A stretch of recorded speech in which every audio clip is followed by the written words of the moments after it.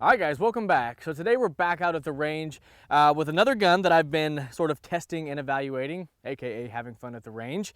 And this time we've got a product from Kel-Tec. And based off some of my experience in the past with Kel-Tec and what you can read all over the internet, when you hear Kel-Tec, you more or less automatically think problematic, they don't work, stuff like that. But with this one here, this is the Sub-2000. This is probably one of the Kel-Tecs that I always read about and always watch videos on where people actually like it and say that they work. Now I know there have been some cases where people made videos or made threads on the internet saying that theirs didn't work, but for the majority this seems like one of the Kel-Tecs that seem to work. And not only that, but it appeals to a lot of people because of a few factors: the way it folds up, how you can stuff it in a backpack, things like that. And we'll take a closer look at that later on in the video. But for now, we're just gonna load up and start shooting and have a little bit of fun with it. So here we go, got a loaded mag in there. And let's start shooting. Take the safety off. Ooh. Okay, we did have a jam, and not only that, this little rubber piece, man, it just yanked on my beard. Boy, that hurt. Here we go.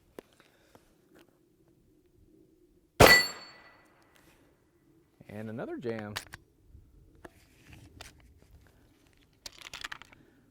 Not off to a good start.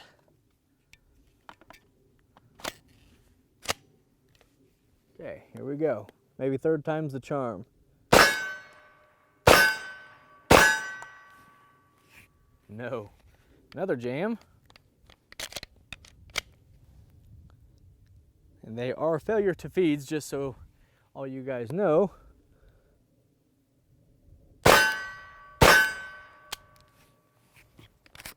Okay, so it doesn't lock back on an empty magazine, and that was all the rounds. Let me see if I can find those live rounds. See if it was chewing them up. Yeah, it's definitely got some marks on the case. I don't know how well you guys will be able to see that. If that'll focus. But it is marking up the case, so it is jamming up in there somehow. And that was with the factory Glock magazine that it comes with. It comes with a 10-round Glock magazine, just like most of guns. They're shipping with 10 rounds so they can be compliant in other states. But I do also have some new SGM tactical magazines we're going to try out. This is like a 30 or 31 round magazine. So we're going to try it and see if this one, let me lock this thing open, and see if this one works any better. Okay, it chambered. So let's try this one out, see if we have any better luck.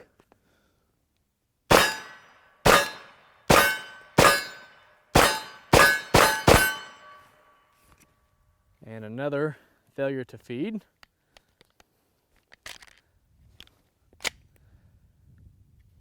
All right.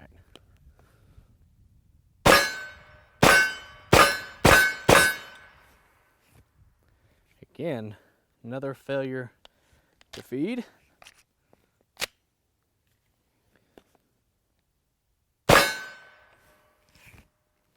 Another one. Let me see if I can show you guys this.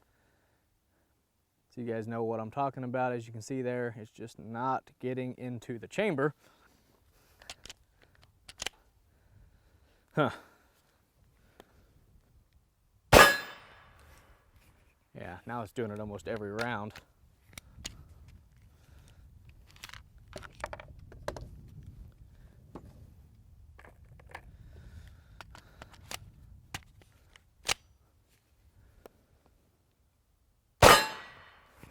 Yeah, now it's doing it every single round. So, definitely not off to a good start with the good old Keltec Sub-2000. Now, this is borrowed from a friend of mine, and he just picked this thing up. It was a used gun when he got it. The person who bought it before him shot one magazine through it, decided he didn't like it, and came back and traded it in at the local gun shop. He said it was just a little too violent on the recoil for him. I don't know if he was an older guy or something like that, but he wasn't a big fan of how it recoiled. So a buddy of mine went in there, picked it up for a very good price, and this is the first rounds through it since he picked it up. He bought it and brought it to me to do videos for you guys, stuff like that. So I don't know, guys. I guess we'll have to break this thing down at a later date and see what's going on, because I mean the action, it feels smooth. Everything, nothing feels like it's binding up or anything like that. Now actually, when I came out here to do this video, if I had any issues with these SGM Tacticals, I was just going to say it was probably magazine related. I have had a few hiccups with these magazines before, but it did it with the factory Glock magazine. And I'm shooting Perfecta 170 grain full metal jackets, so I don't know if maybe it doesn't like this ammo. Unfortunately, I don't have any other ammo out here, but we're definitely off to a bad start now. I mean, it's got lubrication on it. I can see everything's lubed up nice. I tell you, let's just try to keep going, see if this stuff. I tell you what, let me find some of those live rounds. I'm gonna put the I'm gonna fill the factory Glock 10 round magazine up and see if it'll run that one any better. Just see if we can get this thing to run. You know, as I was actually pretty excited to try this thing out, because I've never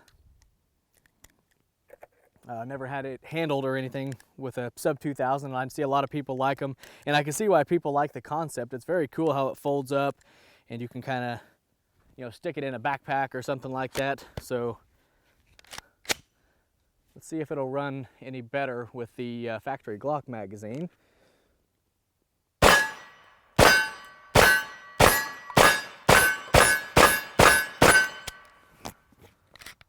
Okay, so it did run better with the Glock magazine. Let me take the ammo out of this SGM. Now on that SGM, when I was taking them last rounds out, the follower was stuck down, so I don't know if maybe that was an issue. But now since the gun only had one magazine through it after it was bought new by that guy, I don't know if maybe this thing just needed a little break-in, because it is pretty much a brand new gun still. So maybe we'll just try reloading this 10 round magazine and see if maybe this thing kind of loosens up a little bit. I don't know. I know I've heard some Keltecs do require a little bit of a break-in to get the parts working right. So let's just keep reloading this 10 round magazine. It's going to take a little longer, but maybe this thing will start running good. Nope. Another failure to feed. Okay, so locked back, or didn't lock back, but it was the last round. Let's see, I've got 6 more rounds here in this box. Let's shoot these and see if it gets any better.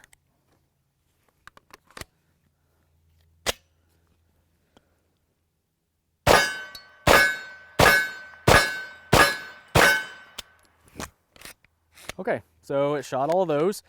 Let me go grab some more ammo. We'll load up some more magazines, and we'll just keep shooting this thing. We're not off to a good start, but maybe this thing will break in a little bit and start working for us. All right, guys, so the first go around with the Keltec Sub-2000 was definitely a disappointment, to say the least. I did continue to shoot it. I got a little bit of footage of that, and I'll probably roll that in while I'm talking, but I did continue to shoot it, and the malfunctions just continued.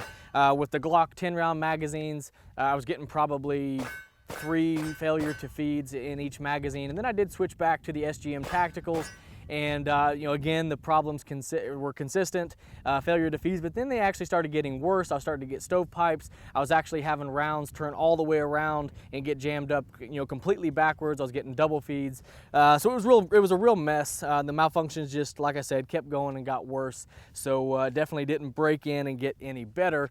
Now again, I was using all Perfecta ammo. That's the only ammo I had to run through this. So I don't know if this thing was ammo.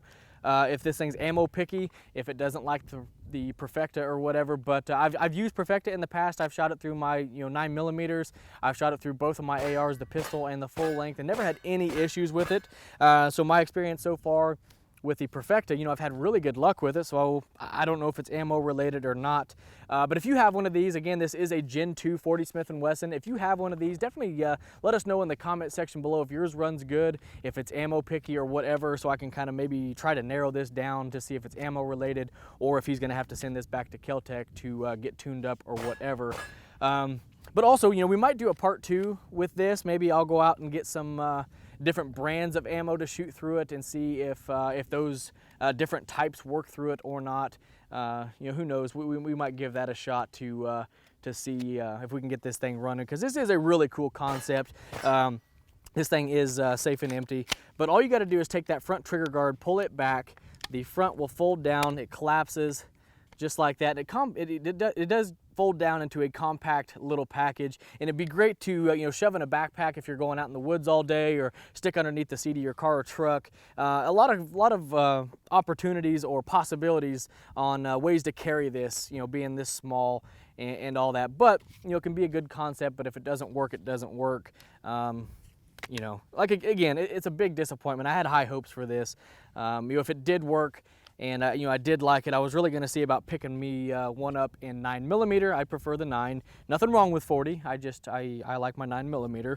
But yeah, disappointment to say the least. And again, if you guys have any experience with these, let us know if it was good, bad, ammo sensitive, whatever, or ammo picky, whatever. Let us know in the comment section below your experiences with all this.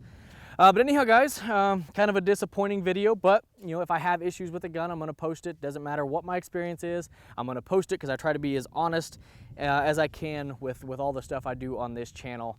But I do appreciate everybody watching, and don't forget to check the links down below. I have a link to my channel sponsor, Southeast Traders.